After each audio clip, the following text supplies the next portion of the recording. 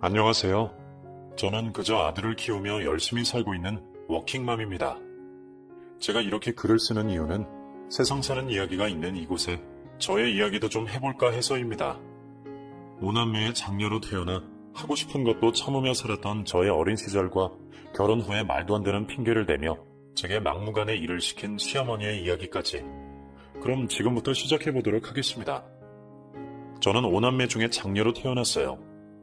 뭔 아이를 그렇게 많이 낳았냐고 말씀하시는 분들도 계시겠지만 그냥 저희 부모님은 아이들을 너무나 사랑하시는 분들이셨고 따로 아이 계획을 세우지 않고 생기는 대로 쭉쭉 낳으셨던 것 같아요.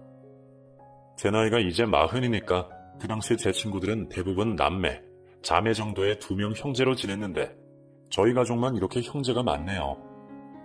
친구들은 제게 독수리 오형제라는 별명을 붙여주기도 했습니다. 그만큼 저의 형제들이 많다는 것이 친구들 사이에서도 이슈가 될 정도였죠. 저희 반에서도 5명 형제가 있는 집은 저 하나뿐일 정도였으니까요. 그 덕분에 우리 집은 늘 북적북적거렸고 하루도 조용할 틈이 없었습니다. 동생들이 울고 떠들고 장난치고 하는 소리 때문에 머리가 어지러울 정도였어요. 저는 그 당시 집에 있는 시간이 싫다는 생각을 참 많이 했답니다. 친구들은 놀이동산에 놀러가고 엄마가 맛있는 간식도 차려주면 그거 먹으면서 문제집도 풀고 했었는데 저는 늘 힘에 부쳐서 아이들 돌보시는 엄마가 제게 기저귀 가져다 줘라, 분유탁에 물 해줘라, 젖병 좀 씻어줘라, 동생들 간식 챙겨주고 놀아달라 등 지속적으로 무언가 계속 시키셨기 때문이에요. 저도 초등학생밖에 안 되었을 나이인데도 엄마는 장녀인 제게 많이 의지하고 계셨어요. 워낙에 없이 시작하신 살림이라서 그런지 아빠는 공장에 다니시며 저희 가족의 생계를 책임지셨는데 하루 종일을 일하고 야근까지 하고 오셔도 항상 집안의 생활비는 빠듯했습니다. 방 2개짜리 반지하 연립에 살던 저희 집은 이렇게 늘 정신이 없이 살고 있었어요. 지금 생각해보면 엄마가 안타깝기도 해요. 옛말에 장녀는 살림 미천이라고 하는 말이 있잖아요. 제게 많이 의지를 하고 그러신 것도 본인이 너무 힘들기 때문에 그러셨던 것인데 저는 그 마음을 헤아리기엔 아직 너무나 어렸었답니다. 하루는 학교 끝나고 집에 너무나 가기 싫은 마음에 학교 운동장에서 친구들과 논 적이 있었어요. 그냥 엄마한테는 아무 말도 하지 않았는데 집에는 너무나 가기 싫었거든요. 어둑어둑해질 정도로 집에 들어가지 않고 운동장에 남아서 놀다가 가기 싫은 발걸음을 옮기며 터벅터벅 집을 향해 걸어갔어요. 그랬더니 저쪽 집 앞 골목 끝에서 엄마가 서 있는 겁니다. 갓 태어난 막내 동생은 업고 계셨고 한 명은 유모차에 태웠고 나머지 2명은 막 뛰어다니는 나이라 엄마가 계속 손을 잡으며 아이들을 보고 계셨죠. 손이 10개라도 모자란 상태의 엄마의 모습을 보니 갑자기 너무 짠하다는 생각이 들어 저도 모르게 엄마를 향해 뛰어갔어요. 엄마, 엄마! 너 정말 이럴 거야? 말도 없이 이 늦은 시간까지? 너 한번 오늘 혼나볼래? 엄마, 친구들이랑 운동장에서 좀 놀다 온 건데. 동생들 간식도 주고 젖병도 소독해야 하고 빨래도 개고 해야 되는데 왜 이렇게 말도 없이 늦게 오는 거니? 엄마는 나 그런 거 시키려고 빨리 오길 바랬던 거야? 나 걱정했던 게 아니고? 뭐? 너 일로 좀 들어와봐. 안 되겠다. 엄마가 당연히 딸이 걱정되지 걱정이 왜 안 돼? 엄마는 맨날 그렇잖아. 내가 필요한 거야. 엄마 일 도와줄 사람이 필요한 거야. 나는 엄마한테 없어도 되는 사람 아니야? 나 같은 건 엄마 안중에도 없잖아. 엄마 우리 엄마 맞아? 계모 아니야? 너 정말? 말버르장머리가. 일로 와. 오늘 아주 혼 좀 나봐야겠어. 저는 엄마에게 서운한 마음에 마구 대들었고 화가 머리끝까지 나신 엄마는 저를 데리고 집 안으로 들어가 몽둥이를 들어 저의 종아리를 때리고 마셨어요. 저도 울고 엄마도 울고 동생들도 모두 다 울고 집안은 완전 난장판이 되었죠. 저는 그 당시에 어린 마음에 저희 엄마는 계모일 것이다 라는 생각까지 할 정도였습니다. 모든 부분에서 저를 생각하는 것이 하나도 없다고 생각이 들었거든요. 엄마는 제 종아리를 때리고 나서 제가 울다 지쳐 잠이 들었을 때 약을 발라주고 계셨어요.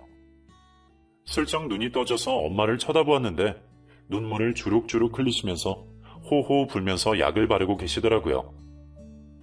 잠에서 깬 제가 울면서 흐느끼자 엄마도 제가 깬 것을 눈치채시고 저를 부르셨어요. 엄마 딸, 일어나서 엄마한테 좀 안겨봐.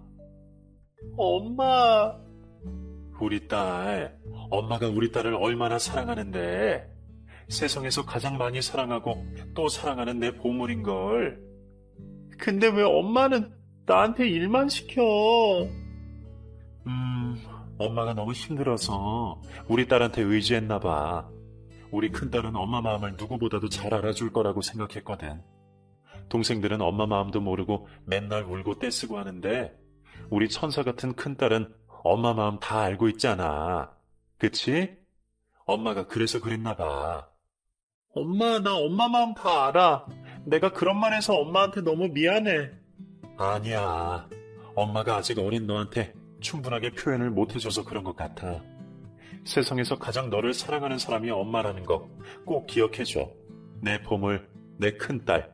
알겠지? 얼마나 아팠을까, 이 작은 종아리가. 엄마 다시는 너한테 손대지 않을게. 너무 미안해. 엄마는 미안하다는 말씀과 함께 저를 꼭 안아주셨어요. 그날 저는 느꼈습니다. 저희 엄마가 계모가 아니라는 사실을요. 아마 계모였다면 때리고 나서 이런 사과는 하지 않으셨을 테니까요. 지금 생각해보면 어린 마음에 참 제가 철이 없었던 것 같네요. 아무튼 저는 이런 초등학교 시절을 보냈습니다. 엄마한테 부족함이 없는 딸이 되고 싶기도 했고 사랑을 독차지하고 싶은 마음도 있어서 어리광도 부리곤 했지만 이날 이후에도 역시 엄마는 저의 어리광을 온전하게 받아주실 여력이 되지 않으셨습니다. 저는 늘 그래왔듯이 빨래를 개고 동생들도 봐주고 간식도 챙겨주며 하루하루를 보냈었죠. 그래도 엄마가 저를 이렇게 많이 사랑하고 계시다는 것을 알게 된 것만으로도 다행이라는 생각을 했어요. 그렇지 않았다면 어긋나는 일도 있었을 테니까요. 엄마가 이렇게 정신없이 아이들의 육아에 힘들어하실 때 아빠 역시 많은 고생을 하셨습니다. 아빠는 공장에 다니고 계셨었는데 하루 종일 일을 하시고 밤에 야간 일까지 해야 우리 5 식구가 먹고 싶은 음식을 먹으며 그래도 살 수 있다는 말을 하셨었어요. 책임감도 강하시고 매우 성실하신 분인데 남들이 보면 약간 어리숙하다고 할 정도로 그렇게 일만 오직하게 하시는 분이시랍니다. 그런 아빠는 주변 다른 아저씨들처럼 술에 취해 늦게 들어오거나 하시지도 않았고 허투루 돈을 쓰시는 일이 거의 없으셨어요. 그저 돈이 조금이라도 생기면 집에 치킨을 사오거나 엄마 몰래 제게 용돈도 주시곤 하셨죠. 엄마는 육아가 힘들어 제게 많은 도움을 요청했다면 아빠는 이런 저의 마음을 알아주고 누구보다 잘 챙겨주시는 분이셨어요. 하루는 밤늦게 들어오시며 몰래 저를 깨우셨는데요. 놀란 제가 눈을 비비며 아빠를 쳐다보았을 때 아빠는 주머니에서 무언가를 꺼내셨어요. 이거 아빠가 오늘 보너스 타서 우리 딸 용돈 주려고 몰래 숨겨놓았지. 어? 보너스? 와, 아빠 너무 좋다.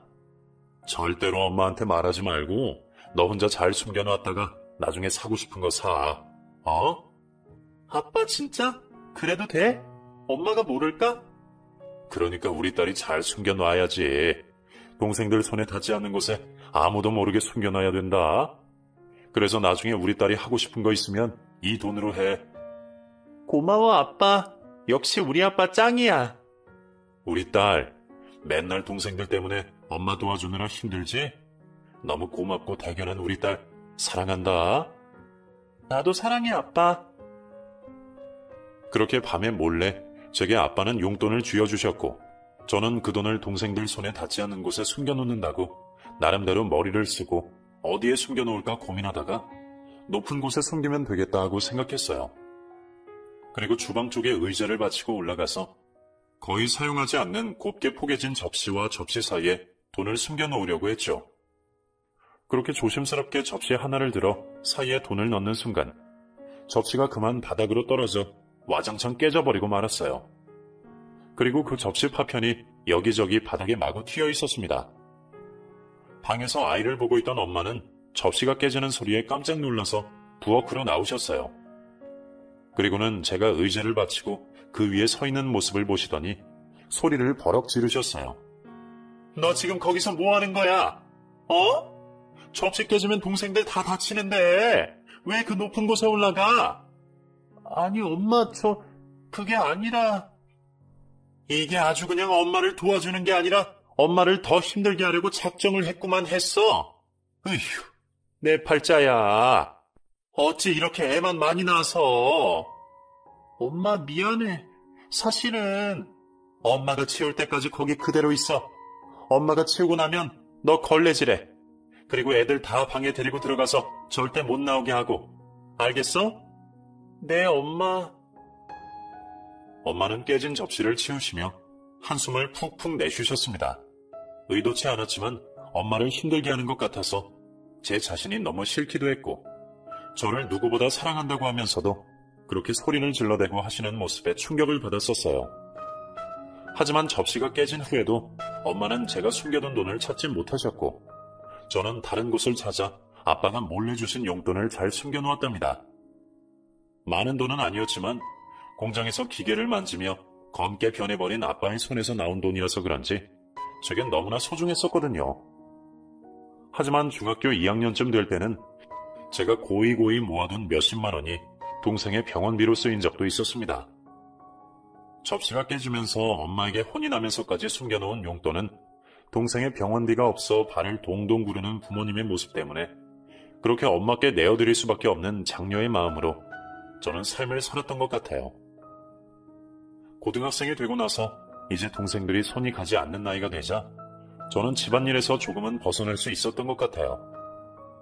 막내 동생이 초등학교 3학년이었으니까 동생들을 따로 챙기지 않아도 될 나이였죠. 그리고 저는 그 당시에 그림 그리는 것을 상당히 좋아했었어요.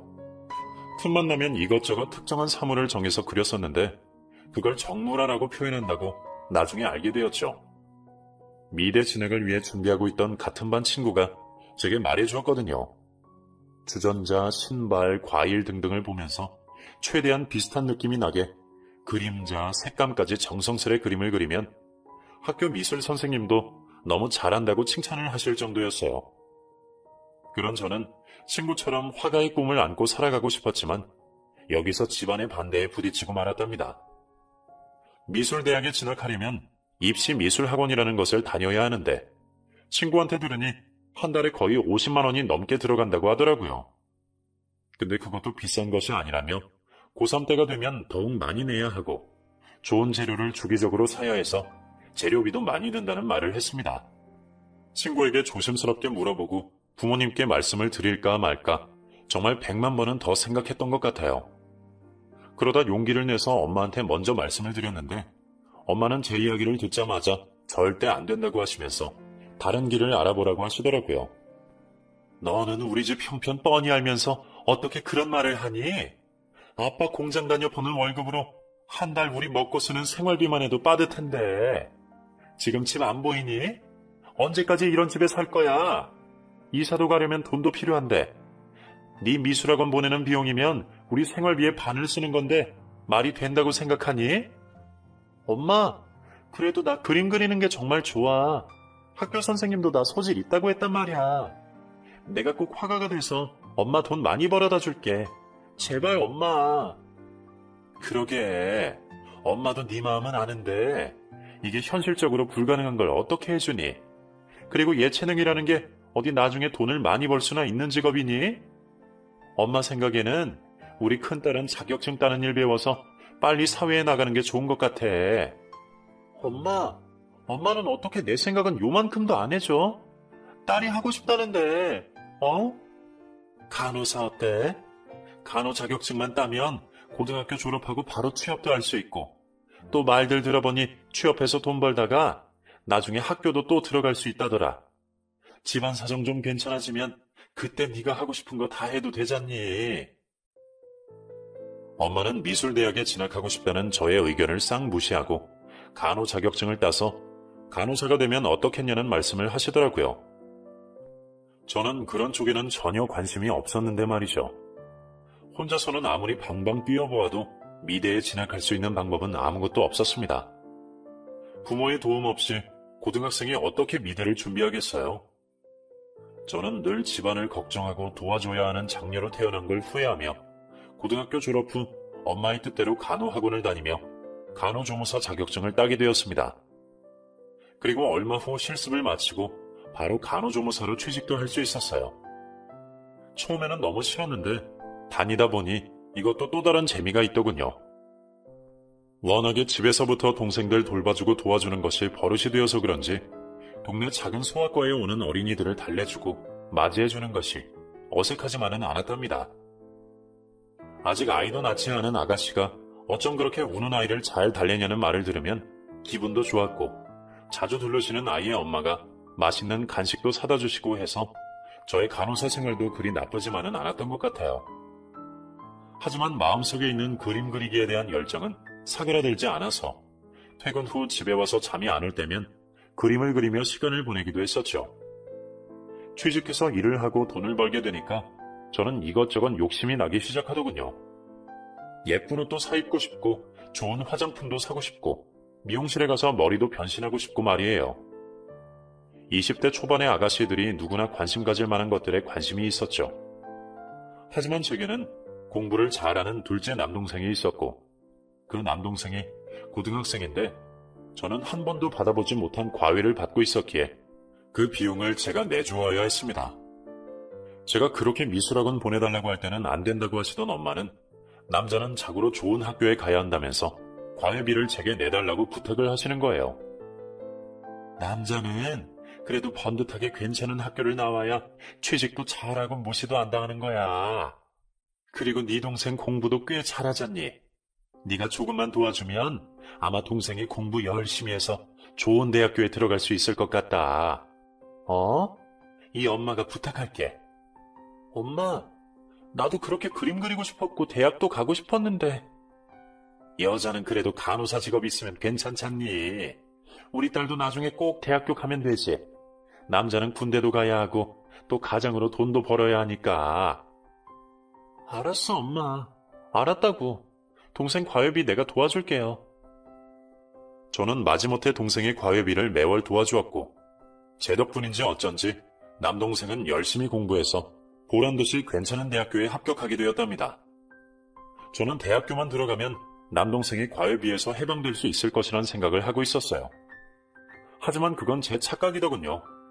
대학교 입학과 동시에 학교 앞 자취방을 구하는 일에서부터 대학교 등록금과 생활비 등 들어갈 돈이 산더미같이 쌓여있기에 엄마는 또 제게 조심스럽게 도와주기를 바라고 계셨습니다. 도대체 제가 얼만큼이나 해야 되는지 답답하기도 하고 이제 그만 장녀라는 굴레에서 벗어나고도 싶었어요. 모든 것을 다 모른 척하고 저도 하고 싶은 미술 공부를 하고 다시 대학교에 들어가고도 싶었고 소형차도 한 대 뽑아서 멋지게 타고 다니고 싶기도 했죠. 현실을 아무리 탓해봐야 소용이 없다는 것을 깨닫고 저는 또다시 그렇게 동생을 도와주기 시작했답니다. 그렇다고 아주 많은 돈은 아니었어요. 엄마도 작은 알바도 시작하셨고 아빠도 여전히 열심히 돈을 벌고 계셨기 때문에 30만 원쯤 되는 돈을 동생에게 보내주었는데 간호조무사 월급이 워낙에 짜다 보니 그 돈도 크게만 느껴졌던 것이죠. 매번 양보하고 희생하면서 살고 있던 제게도 남자친구가 생기게 되었는데요. 소아과에서 일을 하고 있던 제게 너무 인상이 좋고 아이들한테 잘해준다며 어느 분이 소개시켜 주신 겁니다. 저랑 같은 나이인 남자친구는 군대를 막 제대한 사람이었는데 처음에는 정말 제게 온 정성을 쏟고 잘해줘서 기분이 좋았어요. 그런데 시간이 조금 흐르자 저의 이런 성격을 조금씩 이용하는 것 같은 느낌이 들더라고요. 저는 항상 동생들을 돌봐주던 버릇과 함께 주변에 일손이 필요한 것이 있는지 살펴보고 먼저 행동하는 스타일이었어요. 그냥 다른 사람들은 잘 생각하지 못하는 것들도 미리 생각해서 준비하고 챙겨주었었어요. 그러니 남자친구에게도 얼마나 정성을 쏟았을지 상상이 되실 거예요. 남자친구가 무엇이 필요한지 먼저 움직이고 먼저 챙겨주고 하는 것이 몸에 배이게 되었던 것입니다. 도시락을 싸다 주는 것은 아주 기본 중의 기본이고 그래도 제가 돈을 벌고 있기에 비싼 헤어샵에 가서 염색도 시켜주고 괜찮은 신발도 사다 주고 친구들을 만나러 간다고 하면 지갑에 몰래 돈 5만 원을 넣어주기도 했답니다. 군대 제대하고 나서 무슨 돈이 있을까 싶어 저는 이렇게 배려하고 챙겨준 건데 남친은 오히려 저의 이런 부분 때문에 만남을 지속하고 있는 것이 아닌가 하는 생각까지 들 정도로 행동을 하는 거예요. 더욱이 군대를 제대하고 나서 몸이 너무 외롭다고 하며 사귄 지 얼마 되지도 않아 제게 잠자리를 막 얘기하기 시작했는데요. 제가 그 부분에 대해서 미루면 미룰수록 점점 집요하게 강요를 하기 시작하더군요. 저기, 오늘 나 있잖아. 너랑 가고 싶은 데가 있어. 어? 어디? 뭐 먹고 싶어? 맛집 알아낸 곳 있어? 맛있는 거 말고 나 외로워. 정말 외로워. 군대 다녀와서 얼마나 힘든데. 진짜 오늘 제발. 어? 야, 우리 솔직히 만난 지 2달밖에 안 됐는데 너 너무한 거 아니야? 진짜 왜 그래? 난 아직 그러고 싶지 않다니까. 요즘은 사귄 첫날부터 다들 한다고 하는데 뭘 그리 튕기냐? 짜증나게 진짜. 뭐? 짜증? 야, 너 정말 너는 이런 것 때문에 나랑 사귀냐? 그래, 어쩔래? 그럼 사지 멀쩡히 건강한 남자가 어떻게 여자를 사귀면서 아무것도 안 하냐? 어? 생긴 건 멀쩡하게 생겨가지고 튕기기는. 이 나쁜 놈, 어떻게 그런 말을 할 수가 있어? 여자친구인 나를 배려하지는 못할 망정. 그 당시 남자친구는 제게 이런 식으로 늘 집요하게 강요하기 시작했고, 진정한 사랑보다는 그런 쪽으로만 원하는 것 같은 느낌에 저는 헤어짐을 선택했습니다. 헤어지고 저는 너무 힘들었는데 남친은 저랑 헤어지고 얼마 안 돼서 바로 다른 여자를 만나는 것 같더라고요. 정말 그 남자는 진심으로 저를 사랑하지 않는 것 같았어요. 사람들이 자꾸만 제게 배려와 희생을 강요하는 것 같은 느낌을 받은 저는 이 현실이 너무 싫어서 남자친구를 절대 만나지 말자고 다짐하고 또 다짐했는데 그런 제게도 진정한 사랑이 찾아오긴 하더군요. 고등학교 졸업 후 간호학원에 다닐 때 몇 안 되는 남자 원생이라서 인기가 좀 많았던 오빠 한 명이 있었어요. 그런데 그 오빠는 그 후에 간호행정 쪽으로 공무원 자격증을 따서 지금은 좋은 병원에 취직해 있는 상태더라고요. 우연히 간호학원 동기들 모임에서 몇 년 전 재회했었는데 서로 연락을 주고받다가 가까운 사이로 발전하게 되었답니다. 장녀로 자라면서 항상 동생들 돌보고 누군가를 챙기고 도와줘야 한다는 강박관념에 사로잡혔던 저는 난생 처음 오빠라는 사람에게 챙김을 받기 시작했어요. 그 오빠는 정말 따뜻하게 하나하나 저를 챙겨주었답니다. 제가 몸이 좋지 않으면 퇴근 후 아무리 늦은 시각이라도 죽을 사다 날라주었고, 제가 평소에 예쁘다고 했던 머리핀이 있으면 잊지 않고 꼭 다음에 사다 주고 그럴 정도였어요.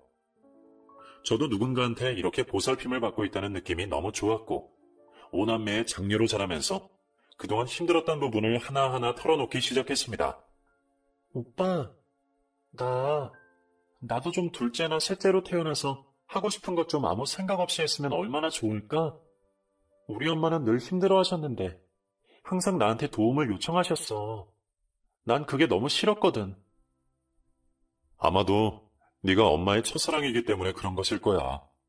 누구나 많이 의지하는 사람이 꼭 있는 법이잖아. 나도 똑같은 자식이잖아. 근데 왜 나한테만 도와달라고 하고 나한테만 희생을 강요하는지 모르겠어. 난 그래서 이제 그런 인생은 더 이상 살고 싶지 않아, 오빠. 부모님도 얼마나 마음이 아프셨겠니. 10손가락 깨물어 안 아픈 손가락 없다고. 아마도 부모님도 너에게 부탁하면서 아주 많이 마음이 아프셨을 거야. 이제 오빠가 다 해줄 테니까 넌 그냥 오빠 품에서 편안히 있으면 돼. 알았지? 오빠 정말 고마워. 그리고 많이 사랑해. 6살 위의 남친은 때로는 아빠처럼, 때로는 친구처럼 제게 없어서는 안 될 존재로 자리 잡고 있었습니다. 나이 차이가 좀 있어서 그런지 남친의 집에서는 빨리 결혼을 하라고 재촉하시는 것 같더라고요. 연애한 지 2년쯤 되었는데 오빠는 결혼 얘기를 꺼내며 6개월쯤 남은 올해 안에 결혼을 하고 싶다는 말을 꺼내더라고요. 저는 아무 준비가 되어 있지 않았고 결혼이라는 것은 아직 생각해보지도 않았기에 좀 더 미루자고 말을 했지만 사실은 오빠의 아버지께서 많이 편찮으신 상태라고 하며 그래도 아들이 결혼하는 모습은 꼭 보고 싶으셔서 그렇게 한다는 말씀을 들었습니다. 그런 말까지 전해들은 상황에서 더 이상 결혼을 미룰 수는 없었어요. 저도 그 누구보다 남친이 좋았고 어차피 결혼을 한다면 지금 이 남친과 꼭 할 것이라는 생각을 하고 있었기 때문이에요. 남친의 집에서 이렇게 적극적으로 서두르는 바람에 저는 상견례 후 3개월 후에 결혼을 하게 되었습니다. 그 누구보다 행복하게 해주겠다는 남친의 말을 듣고 선택한 일이죠. 남친과의 연애 기간 동안 저는 정말 공주가 따로 없을 정도로 많은 사랑을 받았기 때문에 결혼 후에도 당연히 이 부분이 지속될 거라는 생각을 했답니다. 정말 신혼 초에는 온 우주를 다 갖게 된 것 같은 그런 사랑도 받았고요. 항상 동생들 돌보고 집안을 위해서 어쩔 수 없이 포기해야만 했던 장녀의 생활이 나의 어린 시절 기억이라면 이제는 아무것도 생각하지 않고 그저 저 하나만의 삶만 생각하면 되니까 너무 좋았어요. 결혼하자마자 계속 일도 하며 그토록 배우고 싶었던 미술도 틈틈이 배우며 행복한 시절을 보내던 중에 시아버님의 병세가 점점 심각해지고 있는 소식을 듣게 되었습니다. 병원에서도 더 이상 손을 쓸 수 없다고 판정이 나서 진통제만 가지고 집으로 온 탓에 혹시 모를 만일의 사태를 대비할 수밖에 없는 상황이었죠. 어머님은 덜컥 겁이 나셨는지 장남인 남편에게 슬쩍 합가에 대한 말씀을 하시더라고요. 예, 그래도 네가 장남인데 네 아버지 이러다 혹시라도 저 세상 가면 임종은 누가 지키니? 당분간 좀 합가를 해서 아버지 가는 마지막 모습을 보면 좋겠는데. 어머니, 집이 멀지도 않고 혹시라도 무슨 일 있으면 바로 달려오면 되니까요. 너무 걱정 마세요. 아니야. 그러다 갑자기 오밤중에 떠나기라도 하면 어떡해. 이 엄마는 너무 걱정된다. 혹시 며느라가 때문에 그러는 거니? 며느리 힘들게 할까봐? 걱정 하나도 하지 마라. 이 애미 성격 알지? 얼마나 깨끗한지. 먼지 한 톨 없이 빨래, 설거지며 집안일 하나도 안 시킬 테니까 그냥 니들끼리 살 때처럼 편하게 회사만 다니면 된다. 아무 걱정 말거라. 제가 옆에서 아무 대답도 하지 않고 있자 남편과 시어머니는 그렇게 대화를 나누시며 합가 후에도 집안일은 손 하나 까딱하지 않게 해주시겠다는 말씀을 하시더군요. 저는 철석같이 그 말만 믿고 정말 시댁에 들어가서도 그런 생활이 가능한 것인 줄로만 생각했습니다. 그리고 아버님의 병세가 너무 악화되어 합가를 하기로 결정했죠. 합가하고 나서 바로 다음 날 어머님은 자꾸 제게 며느리의 첫 아침밥상을 받아보고 싶다는 말씀을 하시더라고요. 아침밥상을 차리려면 최소한 새벽 6시에 일어나 밥하고 차리고 해야 저도 출근 시간에 맞출 수 있을 것 같은데 말이죠. 결혼하고 단 한 번도 아침밥상을 차려드린 적이 없기에 이번 한 번 해드리면 앞으로 아무 말씀 안 하시겠지 하는 마음으로 장을 봐서 다음날 아침밥을 준비해드렸어요. 솔직히 늦잠 잘까봐 걱정이 되어 새벽 4시 반부터 깨서 비몽사몽으로 준비를 했던 것 같아요. 밥도 하고 소고기를 넣은 묵국도 끓이고 두부조림이며 나물 2가지를 무치는데 꼬박 2시간 가까이 걸리더군요. 며느리의 밥상을 처음 받아보신 시어머님은 매우 기분 좋으신 표정으로 제게 말씀하셨어요. 어머나, 우리 며느리 어쩜 이리 음식도 잘해? 역시 작년은 다르네 달라. 우리 아들 부인 끝내주게 잘 얻었네. 으이구 장하다 우리 며느리, 우리 아들. 그럼 우리 부인 진짜 최고지. 안 그래 여보? 아니야. 어머님 입맛에 맞으실지 모르겠어요. 그래도 친정에서 동생들 밥도 차려주고 해봐서 그때 기억을 살려 노력해본 건데. 아이고 맛있고 말고 입에 딱 맞다 얘. 간도 심심한 것이 딱 좋고. 그나저나 네 시애비도 며느리가 차려주는 죽 한번 먹으면 참 좋을 텐데 말이지. 통증 때문에 간밤에 잠도 못 자고 너무 힘이 들어 그런가? 얼굴이 거칠거칠하고. 아휴, 전복 들어간 죽 좀 푹 끓여서 심심하게 해주면 한술이라도 뜰 것 같은데. 내가 어깨가 안 좋아서 죽을 끓이기가. 어머님, 아버님 전복죽 좋아하세요? 저 전복죽 끓여본 적 있어요. 제가 그럼 오늘 저녁에 전복 사와서 끓여서 아버님 드릴게요. 어머, 그래줄 수 있겠니? 아이고야, 내가 며느리 진짜 잘 얻었다. 고맙다, 고마워. 시어머님은 제가 차린 아침밥상이 입맛에 딱 맞는다고 하시며 아버님의 전복죽도 은근히 제게 부탁하셨습니다. 전복죽은 정성이 듬뿍 들어가야 맛있는 것이라고 아주 푹 저으며 끓여야 하는 걸 저도 잘 알고 있었어요. 그래도 아버님이 편찮으신데 며느리인 제가 그것 하나 못해드릴까 하는 마음에 저는 그날 밤에 크고 튼실한 전복을 몇 마리 사왔습니다. 찹쌀을 불려놓고 퇴근하자마자 몇 시간 동안이나 저어서 건더기가 많이 씹히지 않도록 푹 고아서 정성이 가득 담긴 전복죽을 만들어드렸죠. 통증 때문에 힘들어하시던 아버님이 제가 끓여드린 죽을 그래도 몇 숟가락 드시는 모습을 보니 저는 또 행복하더라고요. 새벽에 아주 일찍 일어나 아침상을 차리고 일을 하러 갔다 와서 바로 전복죽까지 끓이고 식구들 저녁 밥상까지 차려드리고 나니 제 몸은 천근만근 무거워졌습니다. 하지만 뭐 이렇게 하루 상을 차렸기에 내일부터는 그저 어머님 말씀대로 일만 할 수 있을 것이란 생각을 하고 있었죠. 하지만 저의 생각은 착각이었답니다. 다음날 새벽 6시도 안 돼서 어머님은 어깨를 부여잡고 저희 방문 앞에서 제 이름을 크게 부르며 아침상을 차리라고 하셨답니다. 어깨가 아프시다고 말씀하시며 손 하나 까딱하지 않으시고 제게 이거 해라 저거 해라 일일이 찝어가면서 시키기 시작하시는데 저는 순간 눈앞이 캄캄해지더라고요. 이러려고 합가를 한 것은 아닌데 하는 생각이 들었죠. 분명히 합가 전에는 집안일 하나도 하지 않고 회사만 다니라고 하셔놓고 합가하자마자 이렇게 말이 바뀌시는 시어머니를 저는 도저히 이해할 수가 없었답니다. 그리고 시간이 갈수록 시어머님의 행동은 점점 더 가관도 아니었는데요.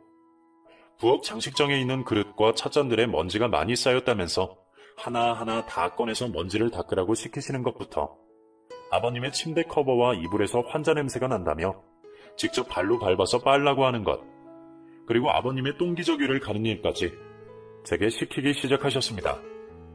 어깨를 부여잡고 도저히 본인은 못하겠다고 말씀하시는 시어머니의 모습을 보고 남편도 더 이상은 어떻게 말을 할 수는 없었고 그저 자신이 저의 일을 도와줄 수밖에 없었어요. 하지만 남편은 직장이 굉장히 바빠서 밤 늦게나 퇴근을 했었는데 제가 먼저 퇴근한 이른 저녁 시간에 꼭 이것저것 시키시기 때문에 저는 퇴근 후 제대로 씻지도 못한 상태로 몇 시간을 집안일을 할 수밖에 없었어요. 더욱이 워낙에 꼼꼼하고 깔끔한 시어머니의 성격 때문에 집안일을 하는 데에 하나하나 검사까지 하시며 잔소리를 해대시는데 정말 미쳐버릴 것 같았어요. 그러더니 시어머니는 저를 따로 불러 말씀하시더라고요. 예, 내가 이번 주 금요일에 큰 병원에 예약해서 거기 좀 다녀와야 된다. 그래서 그런데 네가 하루 병원 빠지고 네 아버지 좀 챙겨주고 모처럼 온 집안 싹 뒤집어서 대청소 좀 하거라. 네? 어머님 갑자기 빠지라고요? 그럼 저 너무 난감한데? 그럼 이 시애미가 어깨가 아파 죽겠어서 큰 병원 좀 가서 검사 좀 하고 온다는데 그것도 못 간다니? 넌 어쩜 네 시부모 생각하는 마음은 눈꽃만큼도 없니? 네 동생들 네 부모는 그리도 끔찍하게 생각한다면서. 아니 그래도 갑자기 직장을 빠지라고 하시면. 아이고 나는 무슨 복도 없는 늙은 여편네니. 이렇게 아파도 병원에도 못 가니. 아이고 내 팔자야. 제가 난감해하는 표정을 짓자 어머님은 팔자 타령을 하시며 한숨을 들이쉬고 내쉬고 하시기에 어쩔 수 없이 병원에 사정을 말하고 하루 일을 빼게 되었습니다. 그리고 어머님이 병원에 가신다고 하신 날 새벽 6시가 되자마자 부스럭부스럭 소리가 나더니 현관문에서 어머님이 나가시는 것이 보였어요. 분명히 병원에 가신다는 분이 새벽 6시에 등산옷을 입고 등산 스틱까지 야무지게 챙겨 나가시더군요. 누가 보아도 병원에 가는 것처럼 전혀 보이지가 않았답니다. 밖으로 나가는 시어머니의 모습을 보며 창문을 통해 밖을 쳐다보니 밖에서 어떤 남자 2분, 여자 1분의 일행과 함께 웃고 떠드는 모습을 보게 되었습니다. 병원에 가신다는 말은 새빨간 거짓말이라는 것을 보게 된 저는 너무 화가 나서 표정이 일그러져 버렸어요. 그리고 그날 어머님께 뭔가 보여드려야 하겠다는 마음을 먹고 하나하나 집안을 어지럽히기 시작했습니다. 장식장에 있는 그릇들도 몇 개는 꺼내놓고 몇 개는 흐트려 놓고 안방에 있는 이불을 가지고 거실 소파에 누워 TV를 보다가 정리하지 않고 그대로 두었고 부엌에는 혼자 라면을 끓여 먹고 난 빨간 국물을 그대로 설거지통에 붓고 그 위에 빈 그릇들을 넣어 놓았습니다. 개지 않은 빨래는 그대로 세탁기 안에 처박아 두었고 깔끔하신 어머니가 가장 중요하게 생각하시는 화장실 청소는 거들떠보지도 않았죠. 이렇게라도 하지 않으면 그저 이대로 쭉 온 집안일을 다 맡아서 하는 며느리 겸 파출부가 될 것이라고 생각했기 때문이에요. 안 그래도 어린 시절부터 하도 집안일을 도와줘서 이제는 좀 벗어나고 싶어 남편과 결혼했건만, 결혼해서 남의 집에 와서는 이전보다 더한 일을 하게 되니 더 이상은 참을 수가 없었죠. 화가 아주 많이 난 상태로 저는 그렇게 집안을 하나하나 어지럽히고 개판을 만들어 놓았습니다. 그리고 저녁 늦은 시간이 되어 시어머님이 드디어 집으로 들어오셨는데 술을 얼큰하게 드셨는지 현관에서부터 콧노래를 중얼거리며 밝은 모습으로 들어오시더군요. 그런데 눈을 들어 거실 모습을 보고 갑자기 소리를 버럭 지르기 시작하셨어요. 야! 야! 너 어디 갔어? 어? 이게 뭐야? 어머님 오셨어요? 어떻게, 병원은 잘 다녀오셨고요? 너 이 집안이 무슨 꼴이니? 어? 하루 잠시 집을 비웠는데 이렇게 개판을 만들어 놔? 아, 저도 아침에 집안일을 하다가 허리를 좀 삐끗했지 뭐예요, 어머님. 어디 움직일 수가 있어야죠. 보시다시피 지금 잘 움직이지도 못해요, 어머님. 아이고, 허리야. 뭐? 제가 이 몸으로 어떻게 집안일을 하겠어요. 저도 좀 병원을 다녀와야 할 것 같아요. 제가 일부러 걸음도 제대로 못 걸으며 힘든 척을 하며 한쪽에 기대어 말을 하자 시어머니는 살짝 놀란 듯 움찔하시긴 하시더군요. 하지만 저는 그 이후에 보란듯이 제 방으로 터벅터벅 잘 걸어가서 방문을 확 닫고 침대에 누워버렸습니다. 허리가 아프다더니 갑자기 너무 잘 걸어서 방으로 들어가는 모습을 본 시어머니는 제가 거짓말을 한다는 것을 알고 무지막지하게 화를 내시더군요.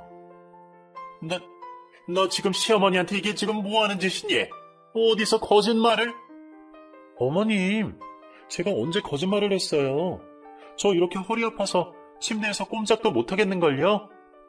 분명히 내가 아까 걸어가는 거 봤는데?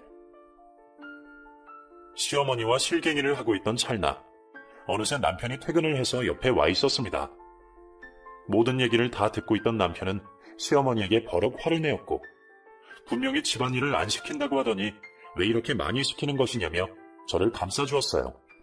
그리고는 어머님이 술 냄새가 난다고 하며 아까 집에서 20분 정도 떨어진 시내 번화가에서 큰 대형 관광버스에서 내리는 모습을 봤다고 하더라고요.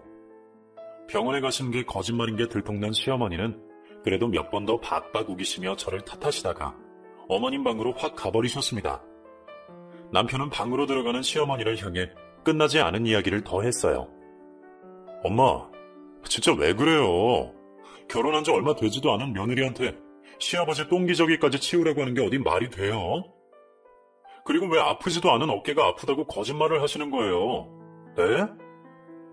아휴, 아까 관광버스에서 내릴 때 얼마나 아저씨들이랑 웃고 떠들고 손짓하시는지 제가 다 민망합니다. 아버지는 이렇게 생사를 왔다 갔다 하시는데, 아휴. 방에서 듣고 계신 게 분명하지만 남편의 이런 얘기를 듣고도 어머님은 아무런 반응도 하지 않으셨어요. 끔찍하게 생각하는 장남에게 이런 사실을 들키니 본인도 창피하셨겠죠. 잠시 뒤 12시가 넘은 야심한 밤에 설거지하는 소리부터 시작해서 그릇들을 정리하는 소리가 들려 빼꼼 방문을 열어보았더니 어머님이 혼자 열심히 정리를 하고 계시더군요. 그러게 사람을 정도껏 시켜야 되는데 어떻게 한순간에 말을 바꾸고 합가하자마자 온 집안을 다 치우라고 시키실 수가 있어요. 이렇게 보란듯 개판 만들었더니 남들 잘 때 몰래 나와 집을 치우고 있는 어머님의 모습이 정말 대박이었답니다. 저는 그날 이후로 계속해서 허리가 아픈 며느리로 아무것도 안 하고 누워있다가 일어나 회사에만 갔습니다. 멀쩡하게 걸어다니다가 집에만 들어오면 몸이 좋지 않다고 누워있었고 황당하게 생각하신 시어머님이 방에 들어와 저를 큰 소리로 부르셔도 허리가 아파서 나갈 수가 없다는 말만 계속 되풀이했어요. 그리고 얼마 후에는 임신까지 하게 되어 저는 더더욱 집안일에는 손을 떼버렸습니다. 사실 임신 후에 입덧이 그리 심한 편은 아니었지만 그저 우웩우웩 일부러 더 입덧을 하는 티를 팍팍 냈어요. 오매불망 분가만을 기다리며 허리 아프다, 입덧이 심하다 노래를 부르며 열심히 버티고 또 버텼죠. 제가 너무 아픈 것 같아 걱정하는 남편이 있을 때에는 살짝만 아픈 티를 내고 남편이 늦게 퇴근하거나 없을 때에는 아주 손 하나 꼼짝 못할 정도로 심하게 아픈 티를 팍팍 냈습니다. 넉 달쯤 지나서 시아버님은 장남이 임종을 지켜보는 가운데 세상을 떠나셨고 저는 입덧이 너무 심해져서 하루 종일 아무것도 못 먹고 물까지 토하는 지경에 있었어요. 처음엔 심하지 않아서 연극을 조금 섞어서 했던 입덧이 정말 심각한 지경에 이른 것이죠. 제 뱃속의 아이가 아들이라는 말을 듣고 시어머니는 혹시라도 제가 아무것도 못 먹어서 뱃속의 아이가 건강하지 않을까봐 열심히 전복죽을 끓여주시고 뭐라도 제 입에 넣어주려고 노력하고 계신답니다. 어머님이 끓여준 전복을 몇 숟가락 뜨니 예전 생각이 나기도 하더군요. 다 이게 그때 제가 잘 버티고 집을 개판 만든 덕분이 아닐까 해요. 떡볶이가 먹고 싶었다가 단감이 먹고 싶었다가 수시로 바뀌는 입맛 때문에 저는 어머님께 철판을 깔고 하루 종일 뭐 해달라 말씀도 드리고 살게 되었답니다. 허리도 아프고 입덧도 심한 임산부이고 뱃속에는 장손의 아들을 잉태하고 있으니 어머님은 거절도 못하고 잔소리를 하시면서도 어쩔 수 없이 해주시는데 그 표정은 정말 대박이었답니다. 합가가 사람을 아주 힘들게는 했지만 몇 년이 지난 지금 두 아이들의 육아를 도맡아 주시며 집안일까지 해주시는 어머님의 모습을 보면 합가가 무조건 나쁜 것만은 아닌 것 같습니다. 저는 이제 제발 분가 좀 하라고 말씀하시는 시어머님의 말에 몇 년만 더 버티자는 생각으로 그저 무대뽀로 버티고 있답니다. 어머님이 두 아이를 봐주시는 덕분에 병원 일도 계속 하고 있고 일주일에 2번은 병원 끝나고 몰래 미술학원도 다녔다 오는걸요. 저는 이 생활에 아주 만족하며 살고 있어요. 여러분도 만약에 합가를 해야 하는 기로에 서 있으시다면 저 같은 방법을 한번 써보시는 건 어떨까 추천드려요. 자기 손주 귀하지 않은 시어머님은 세상에 없으니까요. 제 이야기 어떠셨나요? 이렇게 사연을 보내는 건 처음이라 정신없이 썼는데 어떻게 들렸는지 모르겠네요.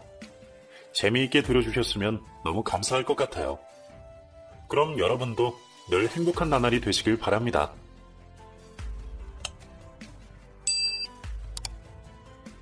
안녕하세요. 바쁘게 살아오다 보니 벌써 제 나이가 70이 넘어가네요. 그동안의 세월 별일 다 겪었다고 생각했지만 사람이면 언제 어디서 어떻게 될지 모른다는 말 이번에 제대로 겪게 되었습니다. 거의 40년 전의 일인가요? 오래된 일이라 기억이 잘 나지 않지만 그래도 지금 함께 살고 있는 남편이 아닌 저와 처음으로 결혼한 전 남편에 대해서 이야기를 꺼내볼까 합니다. 부끄러움을 많이 타고 낯을 심하게 가려 제대로 표현도 못하는 제 모습을 사랑해준 남자가 있었습니다.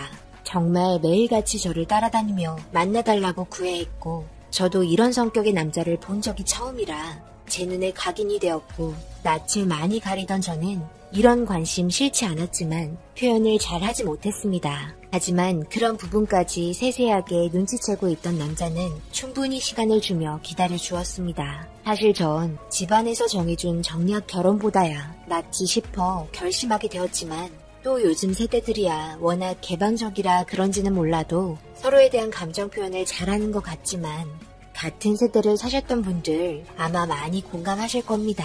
여자들은 표현을 잘 못했습니다.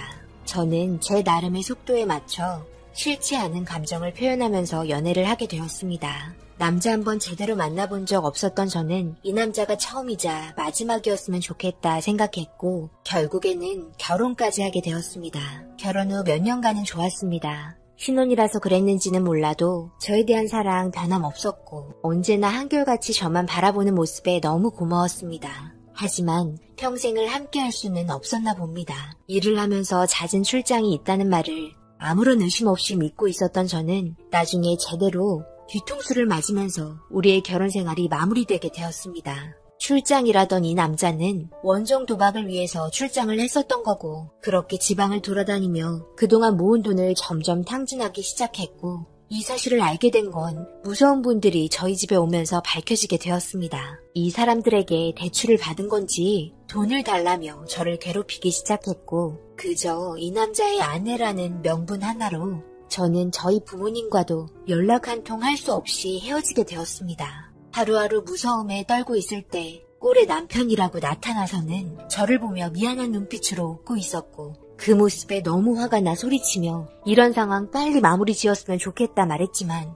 갑자기 눈빛이 변하면서 한다는 말이 자기가 빚진 돈을 자기를 대신해 탕감해 달라는 말과 함께 괜찮으면 돈 좀 더 당겨줄 수 있냐며 저는 신경도 안 쓰고 어떻게 해서든지 돈을 받기를 원했습니다.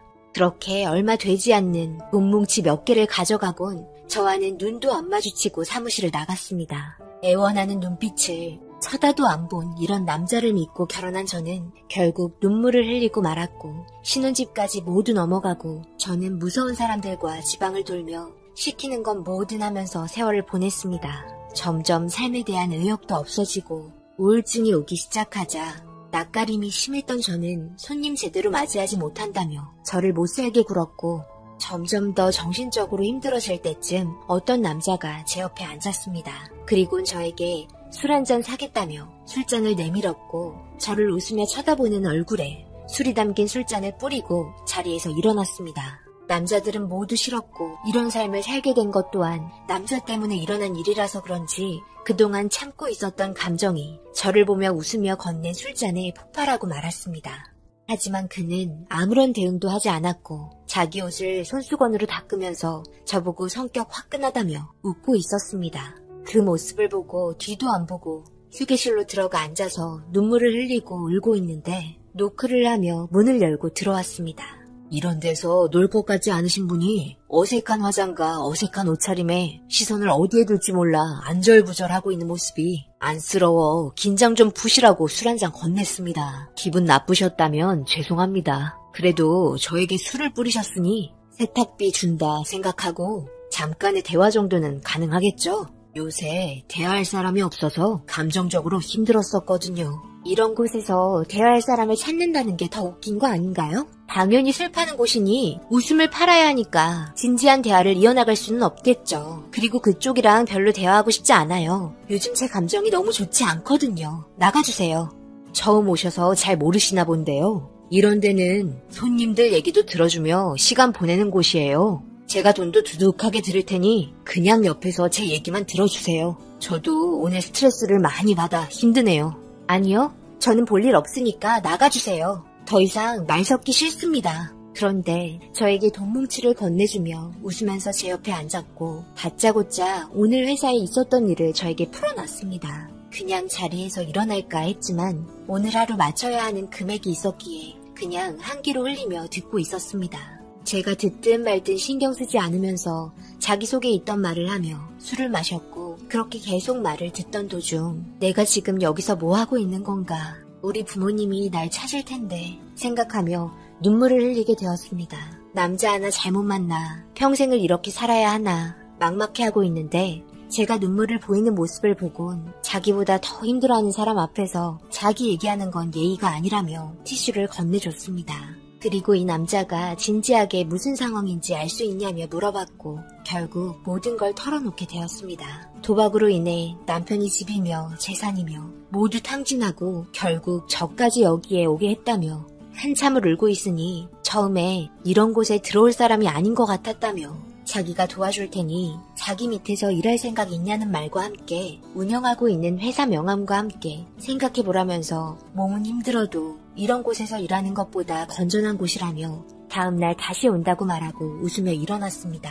갑작스럽게 찾아온 호의에 어리둥절했고 명함을 보고 있다가 바로 일어나 그 사람을 붙잡았습니다. 이런 곳에서 일하는 것보다 무슨 일인지는 몰라도 건전한 곳이라고 말하고 도와준다는 말에 한번 믿어보기로 결심했습니다. 그렇게 저는 이 남자 밑에서 일을 하게 되었고 이 남자가 운영하는 회사는 성냥 공장이었습니다. 저는 여기에서 분류 작업을 맡았고 일손이 모자라면 성냥 박스도 접으면서 전에 일하던 곳과는 다르게 그래도 웃으면서 일을 할 수 있었습니다. 특별했던 만남 때문이었는지는 몰라도 샘플 생산 주문 과정에서 거래처 사람들 만나러 갈 때 저를 데려가곤 했었고 맛있는 음식을 사주시곤 했습니다.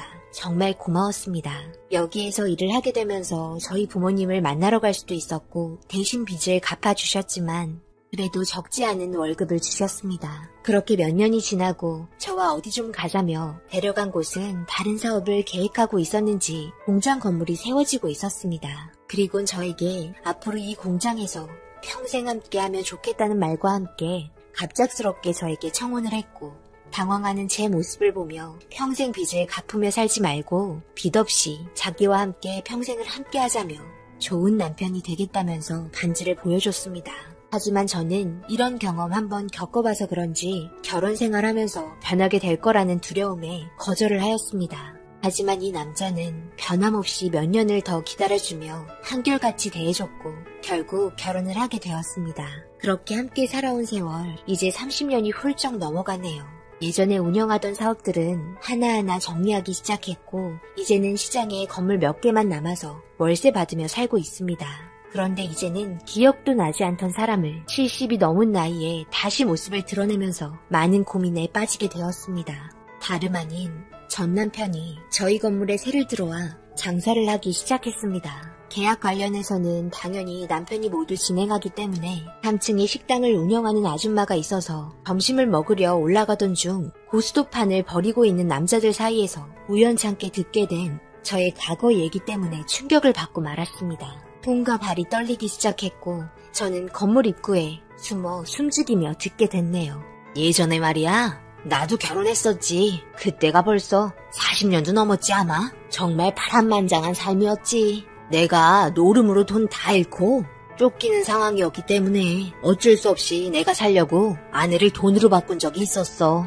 지금 생각하면 불쌍했지. 내가 매달려 결혼한 건데 그런 삶을 만들어서 지금 잘 살고 있으려나? 하늘로 떠났을지도 모르겠네. 좀 후회도 되긴 하는데 그때 나는 아무도 말릴 수가 없었거든. 진짜 대박 칠 수 있었는데 아쉽게 모두 돈을 잃은 게 제일 한이다. 아유 이 양반아. 자네는 고스톱만 치면 그 얘기냐? 벌써 한 1000번은 들은 것 같다. 그만 좀 해라. 그만 좀.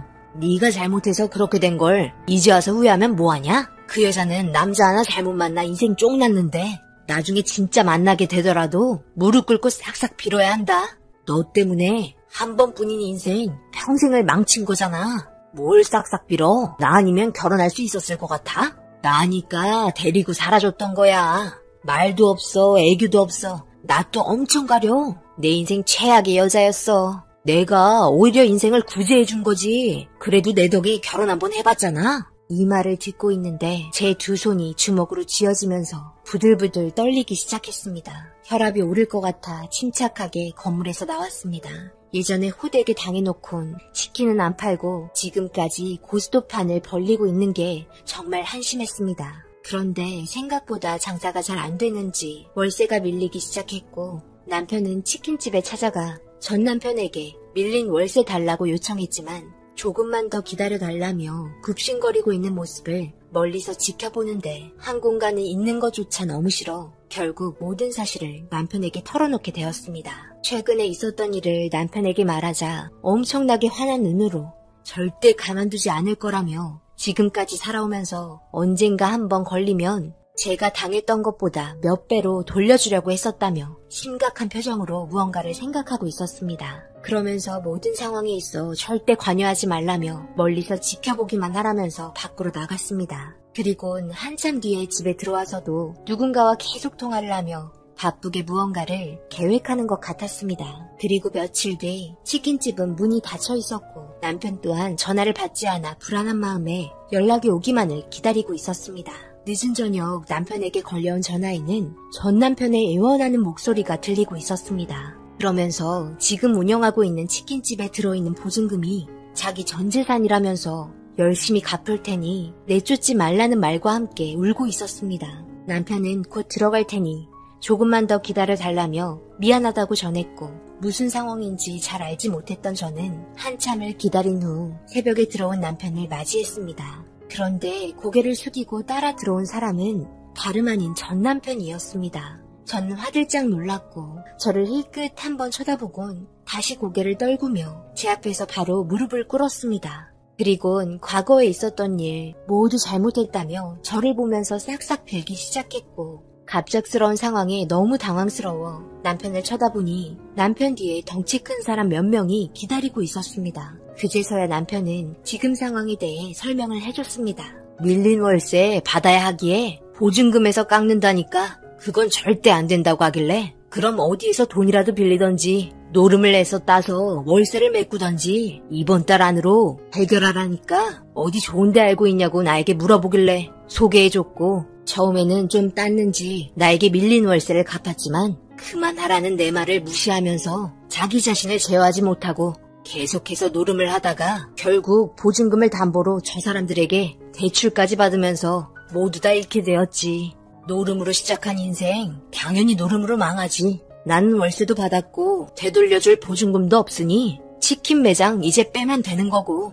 그리고 이 사람은 절대로 변할 수 없는 사람이었던 거야. 이 말을 듣곤 정말 놀랐습니다. 저를 위해 이렇게까지 일을 진행시킬지는 몰랐습니다. 전 남편은 계속 저를 보며 눈물을 흘리면서 과거에 자기가 했던 나쁜 행동들 모두 용서해달라며 바닥에 납작 엎드려 손이 발이 되도록 빌었습니다. 그리곤 대출금에 이자 상환할 때까지 일하려면 죽을 때까지 갚아나가야 할 거라며 몇 명의 남자들이 이 남자를 다시 데려갔네요. 그 모습을 보고 있던 저를 남편이 앞에서 안아주며 이제는 모든 걸 털어버리고 좋은 날만 생각하자며 마음의 응어리 던져버리라고 말했네요. 언제나 저를 사랑해주고 아껴주고 위해주는 지금의 남편이 있기에 제가 있다는 걸 다시 한번 느끼게 되었습니다.